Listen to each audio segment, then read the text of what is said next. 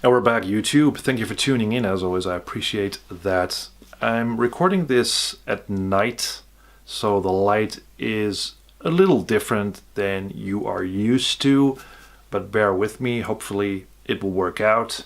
Today I would like to discuss this CD Projekt versus Sapkowski controversy. If you don't know, the original author of the Witcher books is claiming a lot of money from CD Projekt, the developer of the Witcher games, stating that, well, they owe him that kind of money, which makes him a bit of a bad guy. But is he really? That's really the question I would like to go into this video. But first, I would like to address something else. It just surprises me how quickly this situation escalated in the media and how this thing just went into the public. And it just surprises me that both parties couldn't come to an agreement outside of the media and just call and say, come at the office, let's talk about this, and we won't leave the office until we have an agreement. That's what people do when they have a certain argument, right? So, but besides that, just let's zoom into the discussion here. I think we have to go back in time, right? Way back when the first Witcher game was being developed, Sapkowski, the author, was I think a small-time, an obscure author, and also an author who wrote fantasy books. So I don't think he was a very big author, a very famous author. He must have had a solid fan base in Poland because he's a Polish author, but I don't think that he had an international audience, really.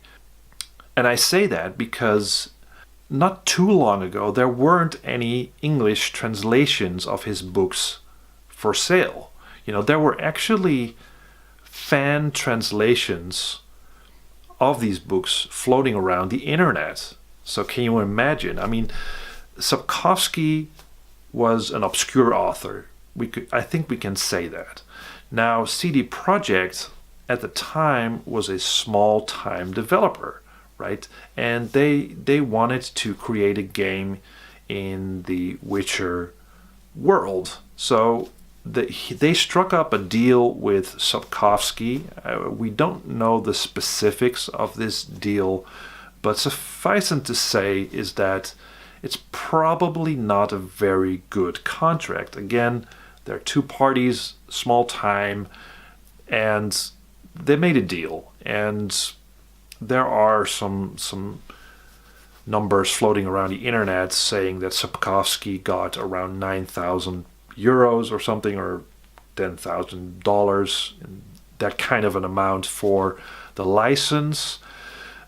I don't know, but it's probably relatively a small sum. But for him, back in the day when he was a small-time writer or author, it was probably a lot of money, because there are a lot of people writing books, but there are only a few that are actually making a sort of a breakthrough, or that can actually grow out to become a very popular author, like J.K. Rowling's, like from the Harry Potter series.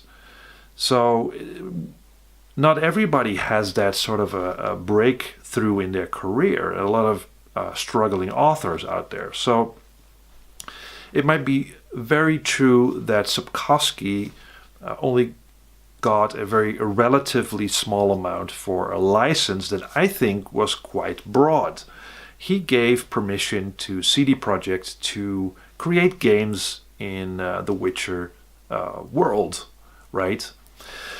And people are saying, well, he only had permission for one game. But I doubt that, because I think that when CD Projekt announced that they would be doing a second Witcher game, Sapkowski could have protested back then, but obviously he didn't.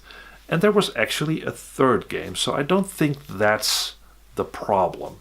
The problem is, and I think, is that back in the day, these two parties did not foresee how big this franchise would become as a gaming franchise, and how much money it would generate for CD Projekt.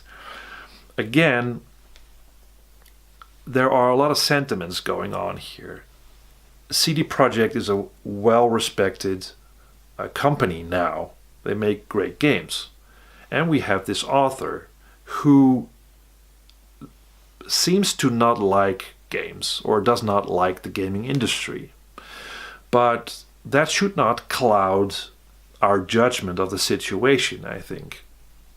The fact is that CD Projekt is making a lot of money that was just not foreseen when both parties at the time sat at the table and struck up a deal.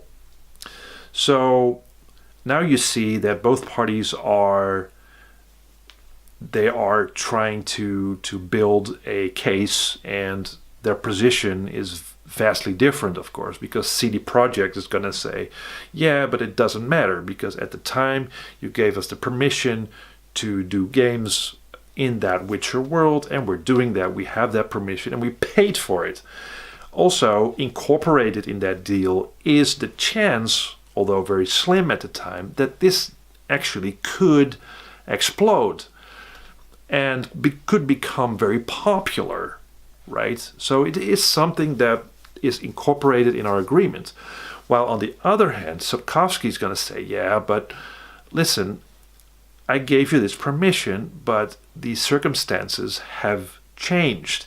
Is this deal that we made way back then, is it still a fair deal?